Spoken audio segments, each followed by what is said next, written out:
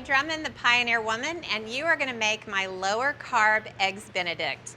I call it lower carb because instead of English muffins, it has a bed of beautiful sautéed kale cooked in a little bacon grease and garlic.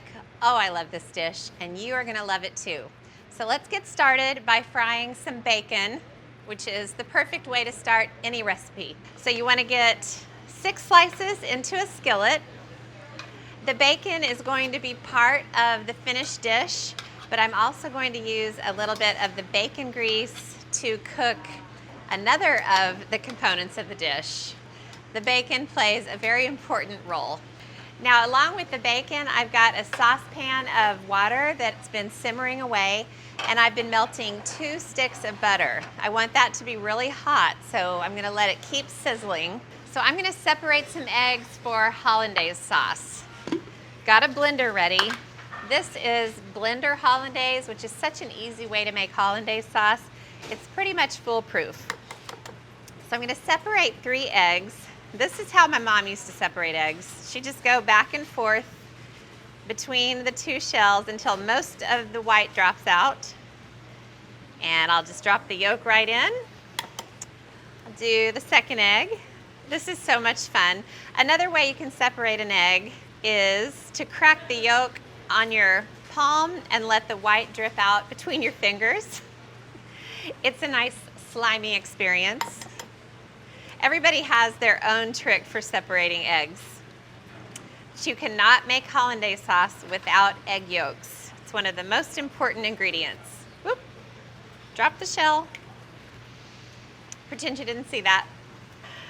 Okay, now I've also got a lemon, and I'm going to cut it in half and squeeze the juice into the blender. If the lemon isn't really juicy, you can go ahead and use the whole thing. This one is super duper juicy. And then before you move forward, just put the lid on the blender and mix this together. All right, now that the lemon and the egg yolk are blended, you want to take the little insert out of the blender. And again, make sure your butter is really sizzly hot. You want to see it really bubbling up around the edges of the pan. So you want to turn on the blender, one of the slower speeds, and then drizzle the butter in very, very slowly, very slow stream. And you just want to pour it until it slowly emulsifies with the egg yolks. And this hot, hot butter is actually going to kind of almost cook those egg yolks. You can hear it starting to thicken in there. Ooh. You know what? If a little ends up on your ceiling, don't stress. No one's ever going to see it. Okay, you will not believe what this Hollandaise sauce looks like at this stage. Look at this. Is that beautiful or what? It's a little bit on the thick side, which can happen just depending on the size of your egg yolk. So if it seems a little bit thick, just squeeze in a little more lemon juice. And then I'm going to take this opportunity to squeeze in some brown mustard. You can use kind of spicy Cajun mustard.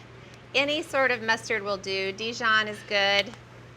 And I want to give the Hollandaise a little bit of heat.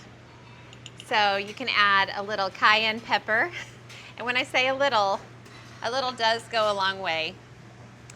A pinch of salt, and then I'll grab my pepper grinder. It's hiding over there. Okay, and I'm going to give it one more blend. Really just stirring at this point. Ah, the sound of Hollandaise. Hollandaise is my favorite sauce on earth. It's just right for dishes like this, or you can put it on a medium rare steak. Oh, doesn't get any better than that. All right, look at this Hollandaise sauce. I've got to give it a taste. Oh gosh. I better put the lid on this so I don't eat any more before the dish is done. So magically, the bacon is perfectly cooked on the first side, so I'm going to go ahead and turn it over. Ooh, it got a little bit brown, but that is okay. I never met a slice of bacon I didn't like. Okay, so I'm gonna let it finish cooking on the second side. And I'm gonna chop some garlic. And the garlic is going to be cooked with some kale that I'll use for the lower carb Eggs Benedict. So the best trick for peeling garlic, of course, is just to smash it with one side of the knife. So I've got the papery outer coating off of the garlic, and I'm going to chop it up. I'm going to get it pretty fine. This is a great stand-in for regular Eggs Benedict, but it actually is missing one of the most important ingredients with Benedict, and that is an English muffin.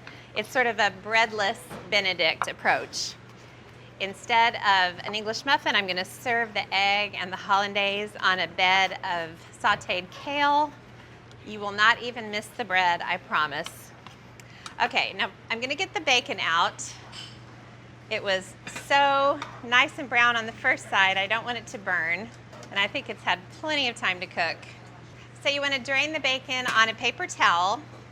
And before I move forward, I'm going to drain off most of the bacon grease. I like to have a heat-proof ramekin standing by. And I'm going to pour off most of the grease, but I'm not going to clean the pan, and that is the secret, because you want to have that bacon flavor in there without all the grease. So first things first, add the minced garlic to the pan. I mean, bacon and garlic. Talk about a match made in heaven. And then I'll get the garlic going just for about 30 seconds or so to start releasing that flavor. I think of all the foods out there, Hollandaise sauce would probably be what I would eat in my Last Supper. I love Hollandaise so much. And there's so much you can do with it. You can even pour it over roasted vegetables if you're going meatless. I love Hollandaise over a medium rare steak. Perfectly poached eggs. Oh, it is the best. Okay, so you want to leave the garlic just a little longer so it'll really release those flavors. And while it's doing that, you can get the kale ready to cook. I've already started on some of the kale stalks, and basically you just strip the leaves right off of the stalks. I love kale, and I'm so glad I don't live in the 70s right now, because in the 70s, kale was nothing more than a salad bar garnish. And now people have finally realized how delicious it is. And I really like to cook kale because it holds its structure a lot longer than spinach does. And it just tastes so good. It's like you just feel healthy eating it. Alrighty, let's check the garlic. Now I'm going to see how much of this kale I can fit in this skillet. This will be an adventure, guys. If it doesn't all fit, I'll just hang on to the rest of it and have a salad later. It does wilt, not quite as much as spinach does, but you can get the skillet pretty full and it won't hurt anything. And then I'm going to season the kale with a little bit of salt and then some crushed red pepper flakes. Just add a good pinch or so. Okay, now once the kale's in the pan, just kind of move it around with tongs and try to get that little bit of bacon grease that's left in the bottom to coat all of the leaves. And then it can really start to cook.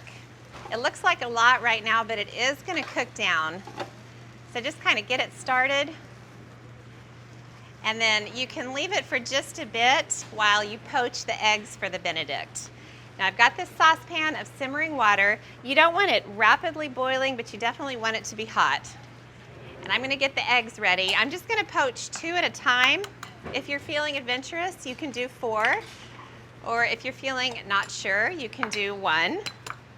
I'm not going to pressure you into poaching more eggs at a time than you're comfortable with. Now the water is really gently simmering, so you want to add just a little drop of regular distilled vinegar. And it's sort of the magic potion for poaching eggs. So this is what my mom always did to poach eggs. You want to start with a simmering pan of water, and you want to use a wooden spoon, and very carefully so as not to slosh on yourself. Just kind of stir it a little bit faster, You're basically creating a whirlpool inside of the saucepan. And then when you feel like you've pushed the limits and it's going to start sloshing over the sides if you don't stop, pull the spoon out, grab your eggs, and just drop one in, and then take the other and drop it in. And if they touch, no big deal. You can kind of get in there in a minute, but those whites are going to kind of start to fold around the yolks, and hopefully you'll wind up with 2 beautifully poached eggs. Now I hear the kale kind of crackling. Ooh, I love that sound. And look at how much it's already wilting in the pan. It's so, so pretty. I'm going to turn the heat off on the skillet because I don't want this to get too wilted, and it'll stay nice and warm in the skillet. Okay, that kale is going to be absolutely perfect. And by the way, this dish works perfectly if you use spinach. You could even do like collard greens, kind of shave them a little bit, cut them into strips. I am on such a big collard green kick lately. So good for you. I love how bright green this kale is when it cooks. Gorgeous. All right, now I'm going to see how the eggs are doing. How long you poach the eggs is really just a personal choice, and I have not really come up with any hard and fast rule about time. You just kind of have to give it about 1.5 to 2 minutes, and then you can check. The best way to check is to grab a slotted spoon and just pull it out for a second. Whoop! And you can kind of touch the center. It still feels just a tiny bit soft. I'll bet it's just about 30 to 45 seconds away though. But how cool is that to create that whirlpool in the water and somehow those eggs just kind of come together. All right, I'm feeling good about these eggs. Now there's nothing worse than a watery poached egg. So even if you use a slotted spoon, you'll still kind of have water on there. So I like to put it on a paper towel and just let the eggs drain. Oh, they look so pretty. Poached eggs. There's a lot about this dish that I am madly in love with. The Hollandaise, the poached eggs, I could go on and on. Everything's ready, so you want to make a beautiful bed of kale. You can put it on a plate, but I love these sort of shallow bowls. That is a generous bed of kale. And then I'll grab a couple of pieces of bacon. Just kind of crisscross applesauce them. And then time for the poached eggs. Be careful when you lift them off of the paper towel, just because you do not want to pierce the yolk until you're ready, that is. Piercing the yolk is one of the best parts of kind of digging into a plate of Benedict. All right. So now, you know what's going to happen, don't you? I do not want you to miss this. It's so beautiful. Take your Hollandaise, and if it's a little too thick, you can actually loosen it with some super hot water, just a little bit at a time. So you can add a little or not. I choose not. I like a lot. But I mean, have you ever seen anything better than this? Hollandaise sauce on a poached egg, on bacon, on kale. It's a world gone mad, I tell you. I don't even know what to try first. It all just looks glorious. Get a little bit of egg and kale and the Hollandaise. That is the best combination. English muffins who? Never even heard of them. Don't care. Don't miss them. I'll never eat Benedict another way again. And just for fun, I'm going to pierce the yolk. Are you ready?